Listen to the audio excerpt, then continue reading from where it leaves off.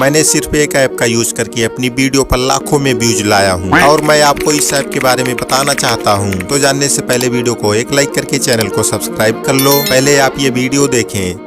आप अपनी गर्लफ्रेंड के स्टेटस को देख लो और उसे पता भी न चले जिन भाई की गर्लफ्रेंड से लड़ाई हुई है। अब आप लोग बताओ इस वीडियो में क्या मिसिंग है। इसके बाद दोबारा यही वीडियो देखें। आप अपनी गर्लफ्रेंड के स्टेटस को देख लो और उसे पता भी न चले जिन भाई की गर्लफ्रेंड से लड़ाई हुई है। वीडियो में सिर्फ साउंड इफेक्ट ही मिसिंग है। तो ऐसे वायरल और ट्रेंडिंग साउंड इफेक्ट के लिए आप इस ऐप का यूज कर सकते हैं। इस ऐप के अंदर आपको हजारों वायरल साउंड इफेक्ट देखने को मिलेगा। साउंड इफेक्ट को डाउनलोड करके आप अपनी वीडियो को क्रेजी एंड क्रिस्पी बना सकते हैं।